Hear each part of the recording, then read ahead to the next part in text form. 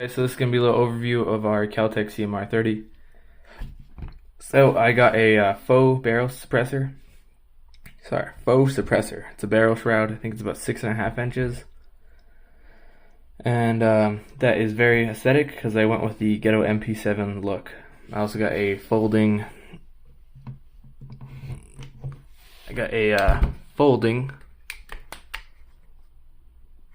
foregrip to go with the mp7 look. And I did a Romeo MSR. Actually a decent little optic, especially since you get them for about 60 bucks. The lens cover's on it, so it looks a little weird. It looks a little dirty. So my issues and woes with this thing, I did have a couple. The first one is going to be the reliability. It just wasn't shooting right. And what I had to replace was the magazine release. I had to get a new one. The original one was holding the bullets too low, and they were not able to feed into the feed ramp. Basically, the bullets would hit the feed ramp instead of hit like on top. They wouldn't be high enough. They need to be here, is where they need to be, and the bullets would hit here because the magazine releases wasn't tight enough. So they would hit the wall. It hit the wall inside the magazine well instead of up here and hitting the feed ramp and going into the chamber. So definitely this gun was absolute trash without that magazine release. I think it's from mcarbo, now that I think about it. You need that. I would buy that if you're gonna get this gun. Because now I haven't had a jam in 3 boxes of ammo, 150 rounds. No jams. Other issue I had was definitely I broke the bolt catch, which I have right here. As you can see, this one no longer has that hook on it, unlike that one how it has a hook. Let's see if it wants to focus. Yeah, so you can see there's a hook up here. It's not a hook down here. It's my original one. Kel-tec sent me 2. I didn't have to pay for these. This is absolutely free. I just sent them an email and they sent me new bolt catches. Sent me 2 of them. I put one in there, and I got the other one there in case this one breaks. I guess they revised it and made it out of harder steel, is what they explained to me. So this one should last, but in case it doesn't, they gave me a second one for free. The reason for the faux suppressor, I already have it mostly off, is because this gun is actually pretty horrendous without it. So you can see that is it wants to be a pistol so bad, but it's just not.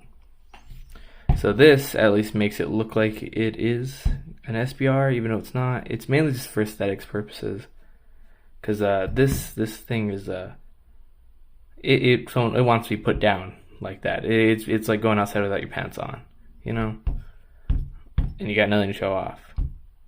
So this definitely helps. I think this is a 6.5 inch, maybe 7 inch barrel shroud. This I think I got this for like $40. I think I got this foregrip for like 25 on Optics Planet. I think I got the mag release for about 15 on an mcarbo, and MSR. I got that. I traded in a Strybog for this actually. They gave me the MSR for free.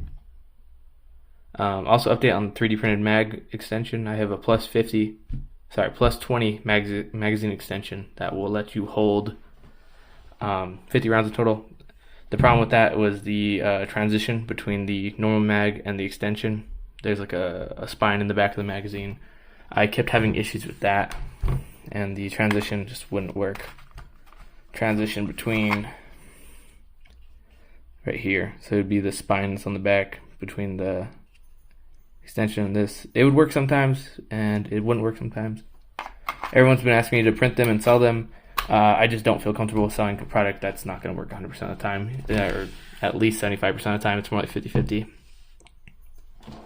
But other than that, this gun is amazing. Like I said, you just need that magazine release. After you have that, this gun is so fun.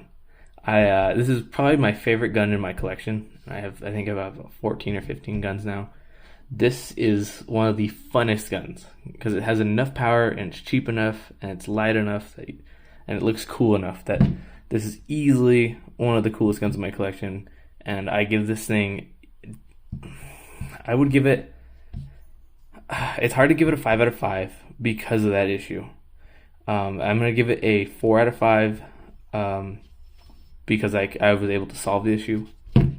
For the average person though, I think like the average person that is not knowledgeable at this and just goes and buys a gun, this is going to be a horrible gun, and Kel-tec should take care of that. In fact, I shouldn't have to buy that. I love this gun that much, but that is so stupid. So I guess my overall review would be a 3 out of 5.